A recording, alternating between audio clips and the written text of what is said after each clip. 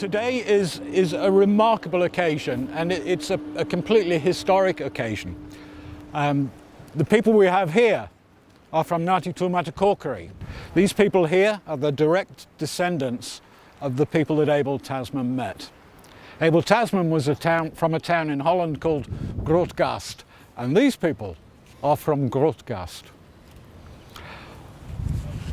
Today we have Ngati Tumatakokiri looking at the Dutch, and the Dutch looking at Ngati Tumatakokiri on the cliff tops on the northernmost part of the South Island of New Zealand.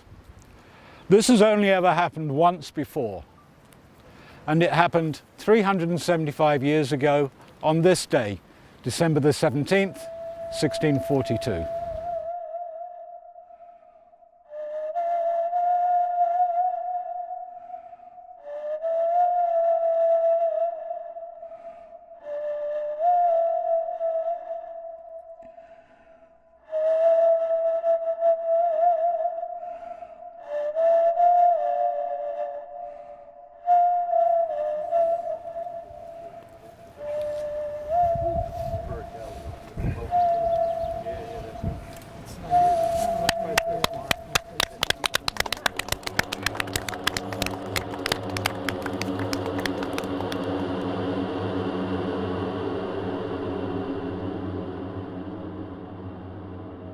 My good friend Doug Hurrier and I have been involved in working on the archives and so on relating to Ngati Tumatakokiri, pulling together what little information has been recorded over the years, and the result of that work was that he and his people have now managed to find each other again and are reformulating as a tribal entity.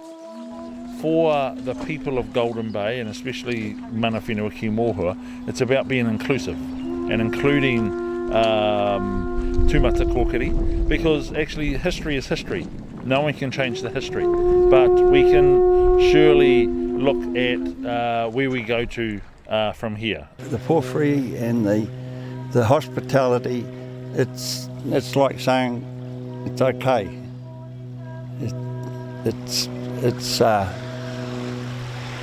It's comfortable. Ngati Tumatakokiri occupied Golden Bay, Mohua when Abel Tasman arrived in 1642. This porphyry at Onetahua Marae is thought to be the first time the iwi have been officially welcomed back to their ancestral land.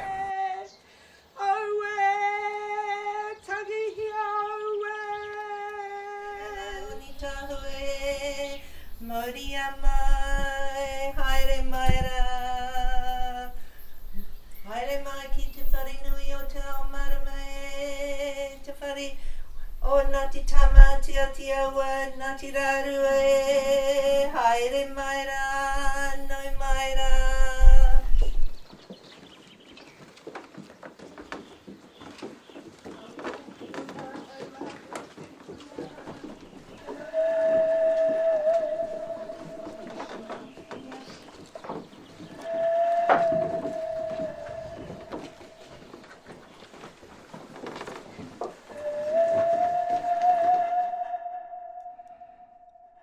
As well as celebrating the 375th anniversary of the encounter between Abel Tasman and Māori, we're also celebrating the 75th anniversary of Abel Tasman National Park.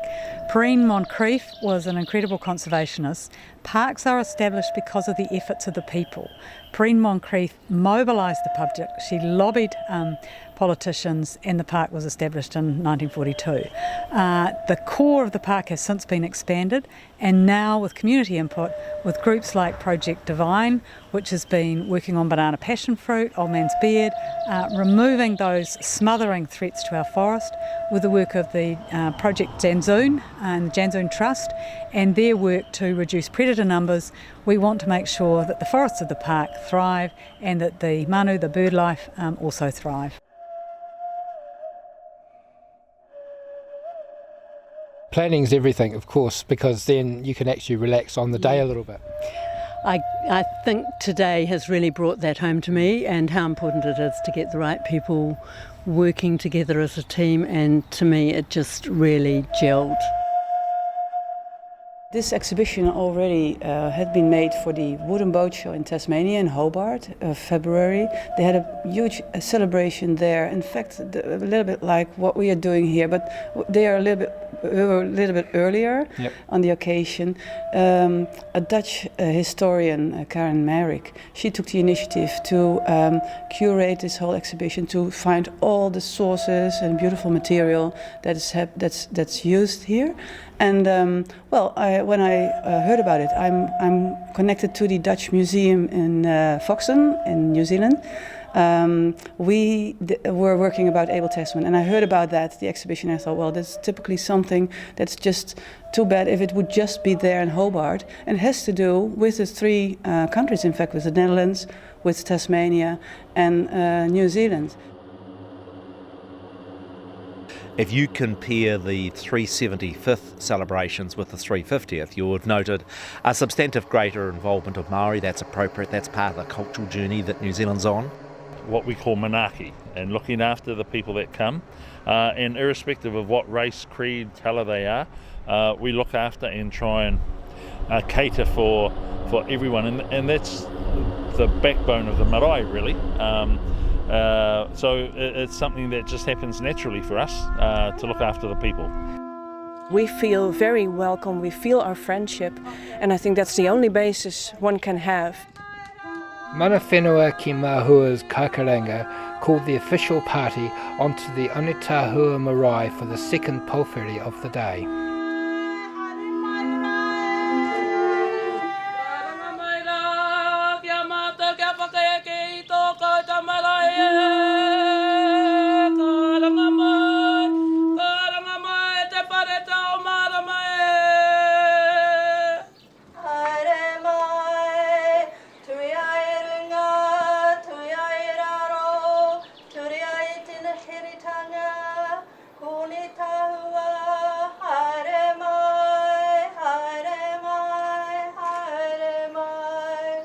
Ngati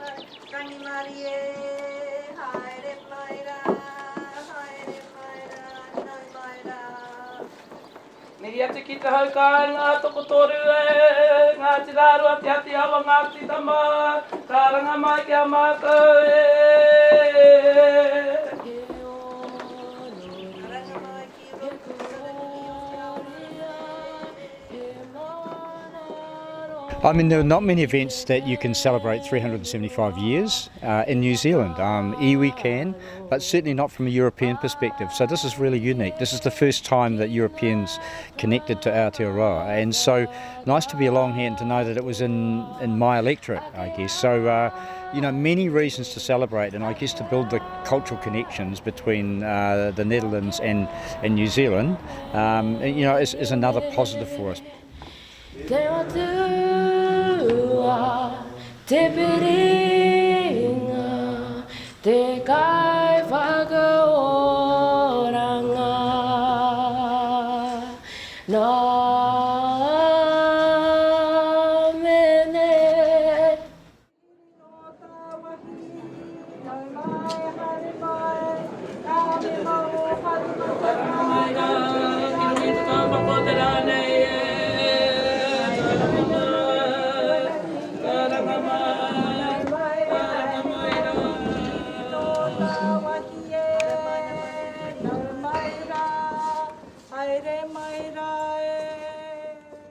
A kūrauranga tirama, a tēnā koutou, a kia ora tātou katoa. O te takiwā, no reira kārīku mea roa nā kōrero, no reira mai te tara itiki te tara whānui, tēnā koutou, tēnā hui hui mai tātou. Welcome to everyone. We've got these people here are going to be speaking to us about the kaupapa, why we're here. Why are we here? And this is a celebration, a time to celebrate. We know the history. Some of us know the history pretty well. Some of us don't know the history that well. And so this isn't a time, this isn't a tangi. This is a celebration. And so I would like to, first of all, ask Doug Hudia, who is an offspring, has a whakapapa of Tumatakokiri. And they were the people that were here when those first white men arrived. Could you imagine the looks on their faces when the first white man came? It would have been pretty awesome to see their faces. So, Doug, I'm going to turn over to you. Kia ora. And to commemorate this occasion, I'd like to present the Mayor of Lithgow with a pounamu. And I'm going to give it the name Ruamiki. That's the name Ngati gave to the man that was raised here in Golden Bay, Te Ruamiki Te Whatapakoko. When he went south, we know that him and his son, they had 2¼ acres of ground that Ngati gave him and his son, that I talked about earlier today. And they gave him a number in what we call the Blue Book of Ngati. They looked after him. A Tumatakokiri man, married to a very Hiniari from Banks Peninsula. And they called him, in the Blue Book, he's called Ruamiki. So that is the name of that pounamu.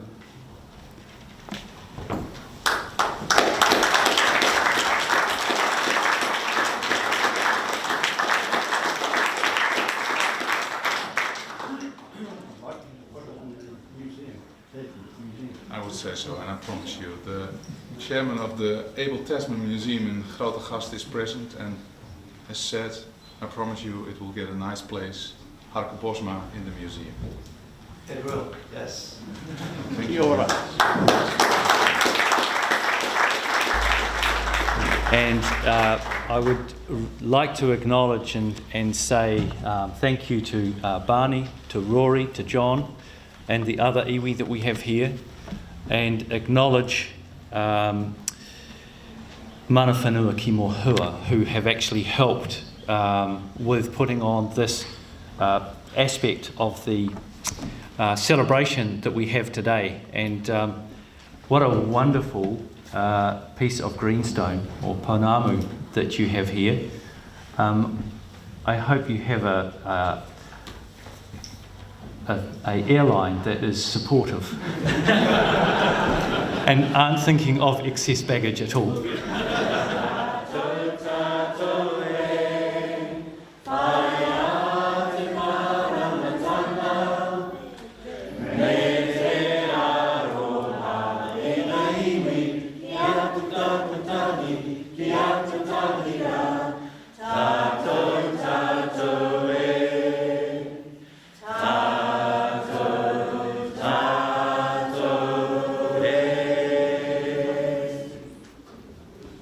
Here stands Councillor Gert van Werven. Here stands a principal of a school.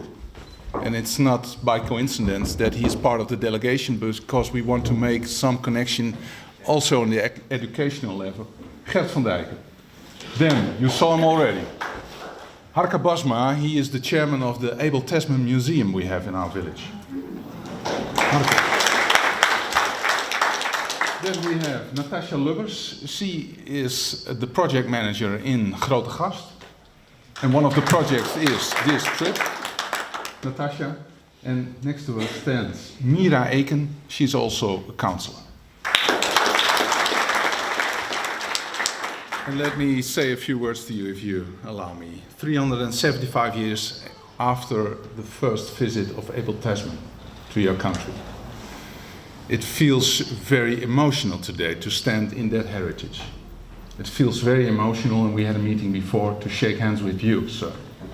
And it's even more emotional to get a gift from you.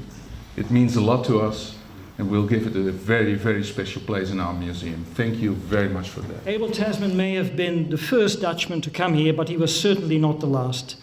Many Dutch people have come to New Zealand and have helped shape it in significant ways.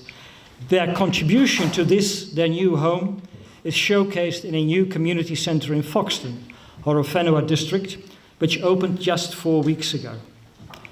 It also contains an Abel Tasman room, which hosts an impressive mural by Dutch-born artist Anneke Borren.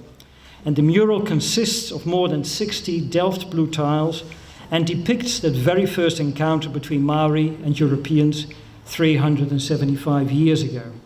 And if you want to know the original drawing on which it was based, a drawing made by one of the crew members of Abel Tasman, you have to go no further than to the back of the room, and there, 2 meters by 1, you will find a drawing. And the first recorded and preserved picture of Maori of 1642. So what took place here in Golden Bay in Mohua 375 years ago was the first encounter between two great seafaring cultures. Both Māori and Europeans had developed very sophisticated knowledge of navigation. They undertook long ocean voyages, and they were both drawn to the far ends of the earth in a quest for new lands and new opportunities. Yet the conflict which took place here showed what can occur when two cultures come together without any understanding of each other's values, beliefs and practices. So I'm very pleased to be able to formally declare the first encounter 375 open. Nō reira, tēnā koutou, tēnā koutou, tēnā koutou. I was very impressed with the Minister of Conservation and her thinking and her knowledge of this area and just the down-to-earth person that she is.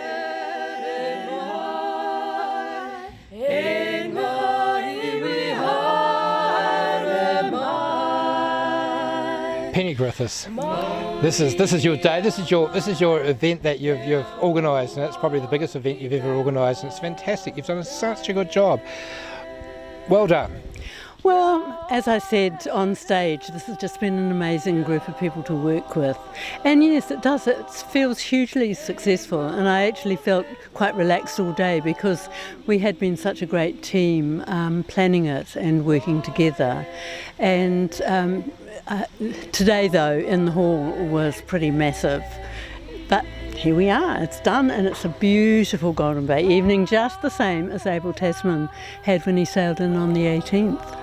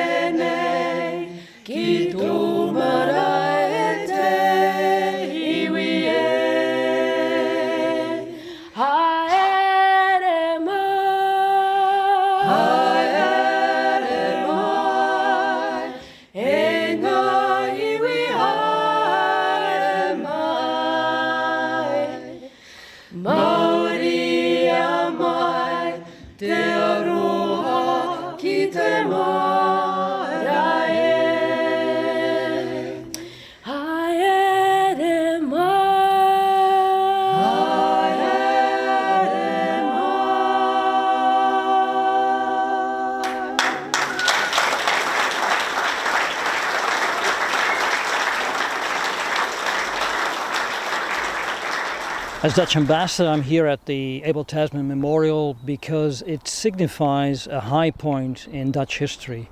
It's the first time that a European came to New Zealand, first encounter with Maori too, and Abel Tasman was one of many explorers who formed part of the golden age of Dutch exploration in the 17th century. The 17th century was a time of crucial importance to our history. We struggled for our independence against Spain, so the war was still going on when Abel Tasman came here, and at the same time we were able to produce world-class painters like Rembrandt and world-class explorers like Abel Tasman. So it's a period in which we take a lot of pride. Of course, we know that over the centuries things went wrong in history. You should mention slavery and colonialization. But nevertheless, the positive things stand out, and Abel Tasman was a very brave man.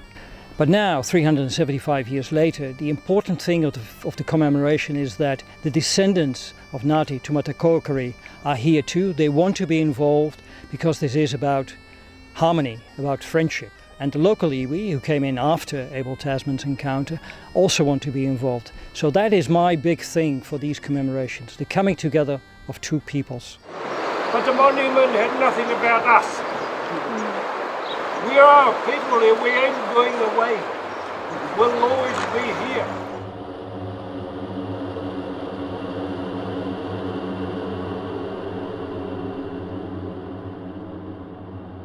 When the Manawhenua travel, we always like to ensure that we ask for the blessing and the guidance. Not only for us, but you drivers as well. You're going to be holding the steering wheel, and we hope that you're going to get us out there and get us back. There are two issues. We have come here before we leave. And then when we get to the gate, because that area that we're going to go to is a special sacred area, we'll have another one before we go through the gate.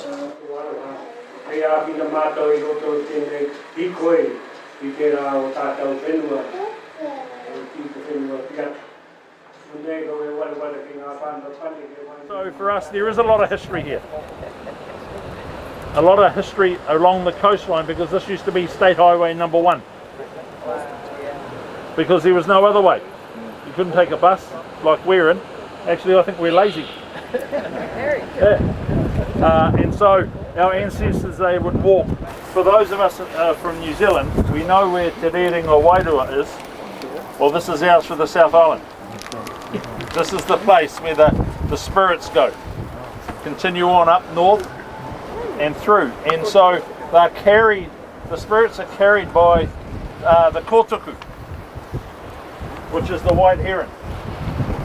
And the white heron stops in many places, but it only stops in places that the environment is conducive to the white heron. And we have a number of places here that it stops. And so what we talk with the mayors and the councillors about is if the environment isn't clean, that kotuku is not going to come and land here. And if it doesn't come and land here, what's going to happen to our spirits?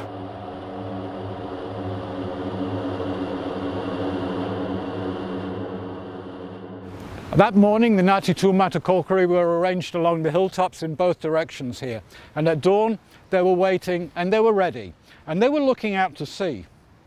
Tasman had sailed up the west coast and headed out towards Taranaki, blown off the land by the wind, but he was able to turn back to the land. And there, at sunrise, about 6 o'clock in the morning our time, he recorded this.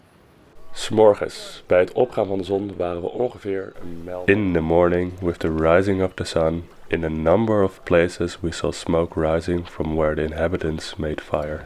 The wind then being south and blowing from the land, we tacked again to eastward, and he sailed right across in front of us. Those fires were lit by the ancestors of these people, and they were seen by brethren from your town.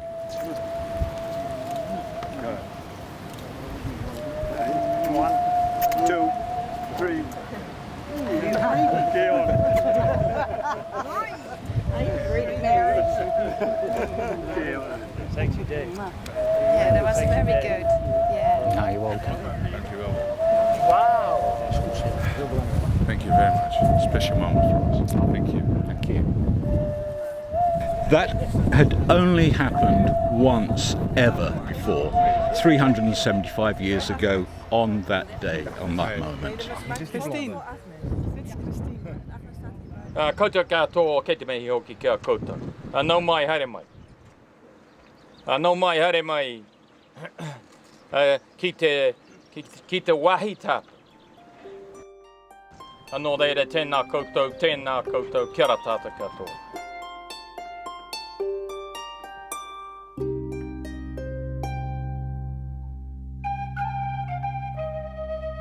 But the other thing we've got to be cautious of is going above the high tide mark, because we have lots of birds that breed out here above that high tide mark, lots of birds breeding at the moment, lots of eggs around, so we're not allowed to go above the high tide mark. So those things that we've got to be extremely cautious of while we're out here. You know, the director of the Abel Tasman Museum and the mayor to be travelling out there on a bus with half a dozen or so Dutch people around me. We were bonding. Abel Tasman, man of his time, but like no other. A million leagues it seemed had passed. There was revelation, there was mystery. Soon they would find a land of milk and honey. The rest, as they say, is just history. They came to Wharariki first, then sailed along the dunes, then anchored on the ocean side, the bunch of silly goons. Next morning with the dawning, we saw them lift their sails, the slowest boats we'd ever seen. They moved at the speed of snails. You had your breath of fresh air, John. Yeah. His ships were higher than those low pieces, so people inside the bay could see these strange ships progressing very slowly all the way down the beach during the day until they came to anchor right here. And that's the remains of the loading ramp they used, because they serviced this lighthouse with ships about every 4 months. And they drove the supplies up to a loading ramp, and that was the loading ramp they used in the 1930s. And if they were going to build another one now, they'd build it just out the other side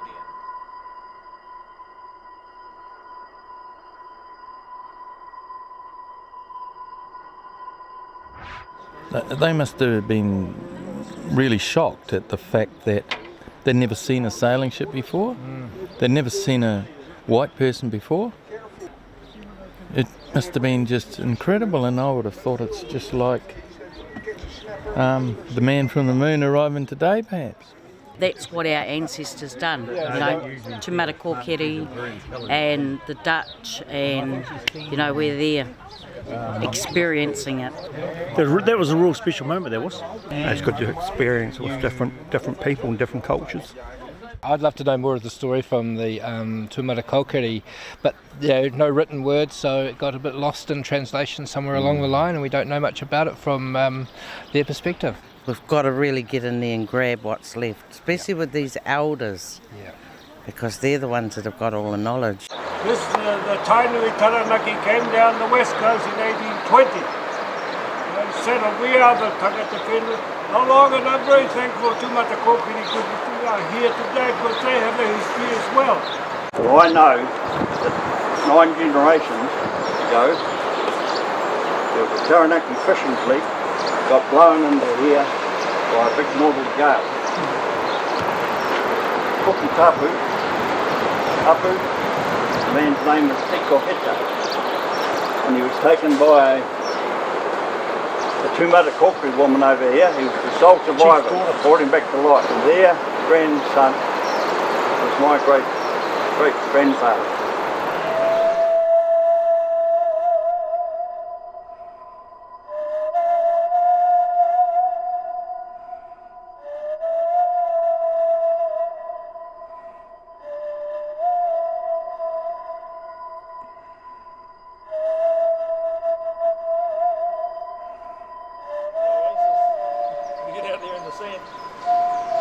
You learn by your mistakes. You make your sandwiches here while it's not blowing, because when you have to make your sandwiches out there in the wind, you get a bit of sand in the sandwiches. So you learn as you go. A man in the Netherlands called Ab Hoving, who is probably the world's foremost expert on marine archaeology. He could turn those timber dimensions into accurate models. That was the beginning of the diorama. I started working out what I thought the ships would have looked like. You see, these were ships that shouldn't sail, because these ships were so high with just one hull. So why didn't they tip over? Why did they have a great big wall around them? Why did they have these great big white sails that were crosswise to the boat instead of along the length of the boat like theirs were? And at night, something very strange happened. They turned into stars that were fixed to the horizon. Stuck permanently. I've been asked to do the karaki again. temporary hold-ups are not counted, so I'll get another shot. Got the pie? Ko rangi ko papa ko pata ko rongo, ko tāni mahi, ko tūmai tauenga, ko tāpari nā tio, ko tangaro, ko hongi e te te. Mātarangi ka pata ki te pāo, te ao mārama, e rongo ko kairi e ki usa. Tūturu whakamaua kia tīna, hui tāki e. Nei tini. Tēnā koutou, tēnā tātou katoa. I think we all experienced this day not only as a beautiful bus tour, but as a day in warmth and in friendship. And it was for us very touching to experience that with you. The word we used a lot with each other is inclusion, and you started with that word yesterday. Inclusion between you people, but inclusion also with us. We very much want to thank you for that.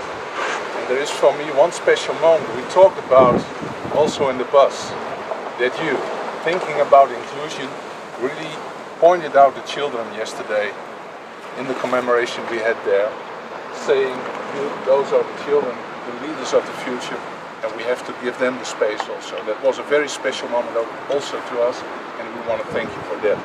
Thank you for everything. We really enjoyed it, and we really touched our heart. Thank you for that. I'm going tomorrow, but I just want to enjoy. I want to say thanks for meeting you all. And kia koe John, me tō koutou Bani. Garui te me, kia tātou. Engari ngā manuhiri ke wanguri a tāt kia koe no tūpare tō. E mihi tēnei kia koutou, kia tātou katoa e ki.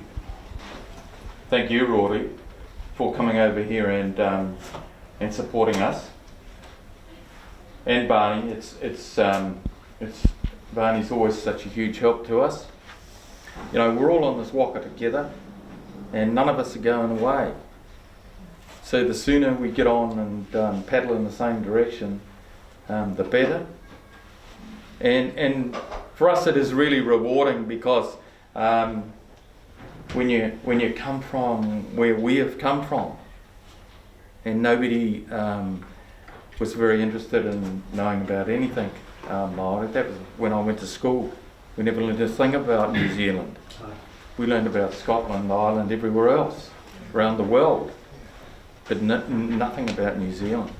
A warm mihi to you all, and until we meet again, we wish you all the best. Kia te pai. Kua tai ki te wahi wei atu ai, tēnei tera ki wangi tā. He mihi nui, he mihi mahana a kia koutou, mai I tō mātou taihana mai, a tainoa ki tēnei wai. Anō reira tēnā koutou, kia ora tātou. Thank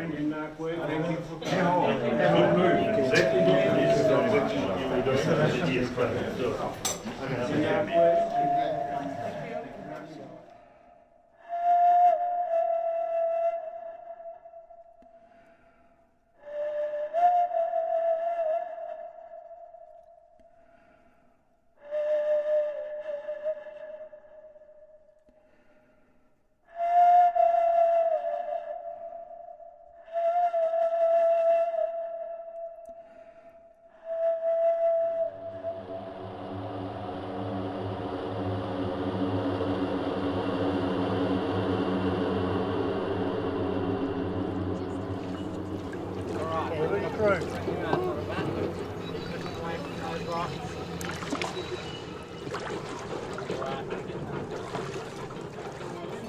So I was to ask Dedrick, the translator of the journal, whether the Prautian that is described in the captions, the Zeehaen small boat, really was an Indonesian tin gang.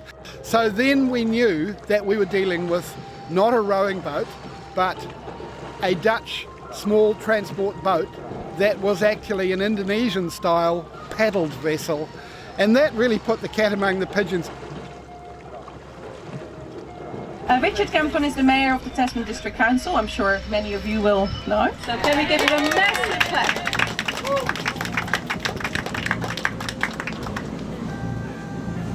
A boat trip had been arranged to take interested attendees to the place where Abel Tasman's two ships, anchored overnight in 1642.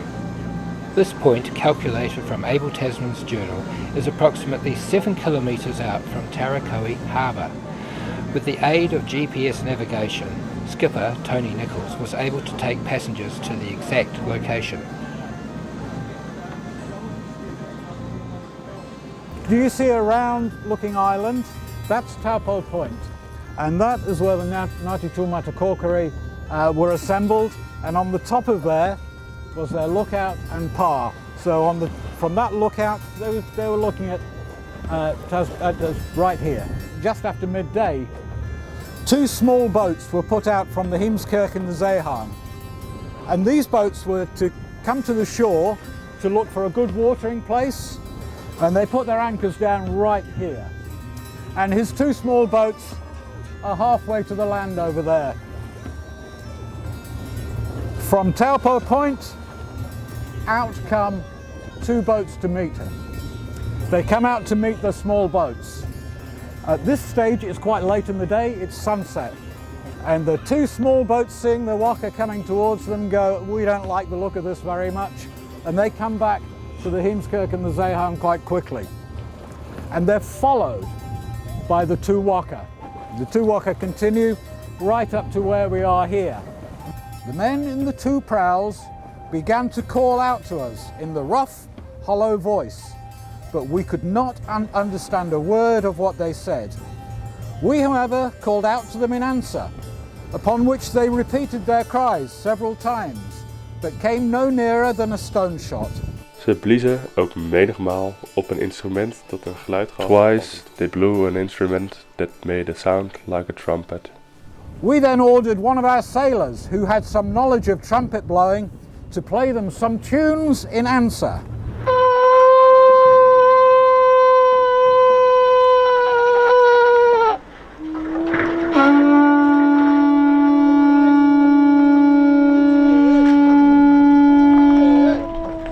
Two different cultures communicated that night, both with blowing their instruments.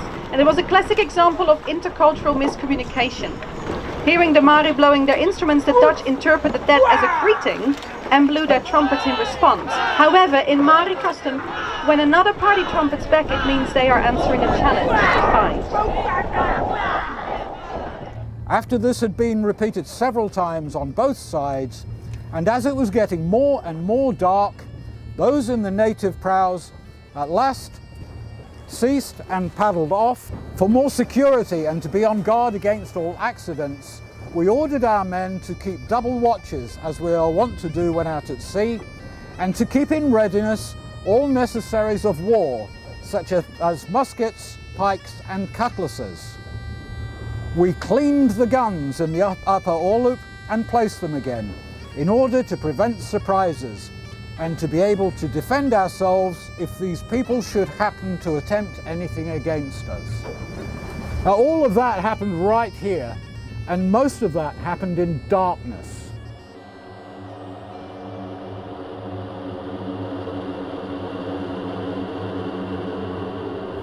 The next thing that happens is in the morning, a single vessel comes out. And he came out and he just had a look. And they waved some trading items at him, but the guy wasn't interested, and he went back again. We might assume that that was a reconnoiter. Following that, they go back to shore, and now 9 boats come out, and they surrounded the 2 ships. All of the officers of the 2 ships were on board the Heemskerk at this time. They were holding a ship's council. So the skipper and the first mate from the Zeehaen were here on the Heemskerk. And 7 men got into a boat and started paddling across to the Zeehaen. When they were halfway there, one of the Maori waka signalled to all of the others by raising their oars in the air. And then all 9 waka converged on that single rowboat halfway between us and that sailing boat there. And they were roaring and screaming as they went in. The first boat got there and hit the Dutch boat as hard and as fast as it could. And as they hit, the Maori warriors hit anyone that was standing. 4 of the men were knocked down almost immediately. 1 got a jab in the throat that sent him backwards over the boat.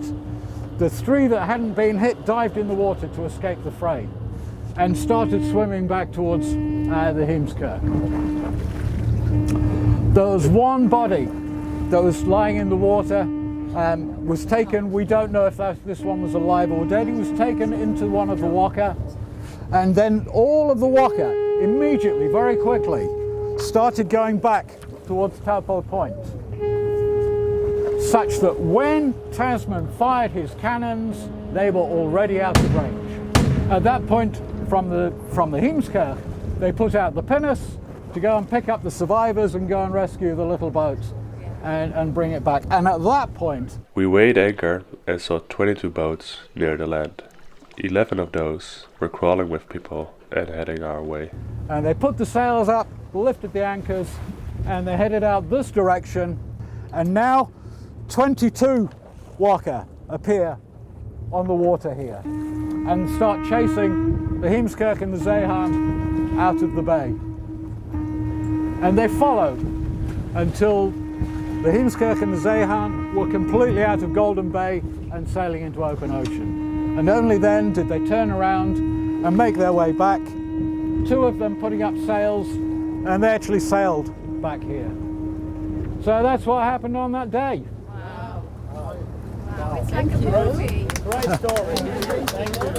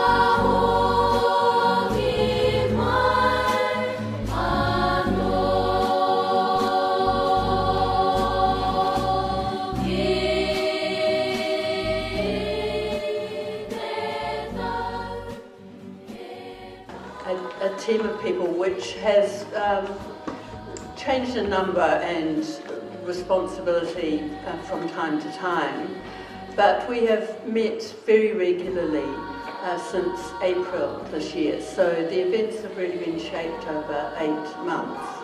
Yeah, his name was Te Ruamingi Te Whatapakoko. He knew and related that round on the Wainui hill here, he pointed out, he said that 2 ships came there and we killed some of their men. There was conflict, 4 sailors died, but since then there has been much more celebration of the different cultures and an understanding of each other's cultures. What happened here 375 years ago shows what happens when you don't have cultures that understand each other's values, each other's heritage, and what we're doing now is recognising that encounter and building a much more collaborative culture together. And we all live together in a globalised world. And I think we, the 2 people, New Zealand and the Netherlands, also have so much in common. So being here today, having these talks with each other, getting these great gifts is really, really very emotional and very, very good for our relationship. My task is to improve relations between the country where I'm stationed and my own country. And this kind of thing symbolize the very best that can happen between 2 nations. It's about harmony, it's about friendship, it's partnership, and it goes far beyond ordinary politics or ordinary relations. This is the meeting of the souls of 2 nations, and I'm inordinately proud that this has happened today. Today, with the porphyry and with the significant gift of the pounamu or greenstone from Tumatakokiri to the people of Crodagast, what a wonderful gift, and it's just cements together the relationship, and it's a wonderful relationship that we have now between the Māori people, between our district and the people of Crodagast in the Netherlands. give me some words of wisdom that I could take with me when I go back to the Netherlands 8 months from now. We're all after the same thing, which is happiness. No, that's very true. Happiness and peace for all of us, and good partnership, friendship, good neighbourliness. It's actually history making in itself. There were some emotions, and it's been very spiritual from a iwi perspective, and I think actually the people of the Netherlands also felt that. So the whole weekend has been emotional and spiritual, but actually it's about what we call kotahitanga, working together. And so for us, there are sad times, because actually those people from the Netherlands, they'll go home. Those people from Tumatakokiri, they all go home, and it'll just leave us, the people here in Golden Bay. That's our task, is to keep those fires burning. Thank you. Yeah, kia ora.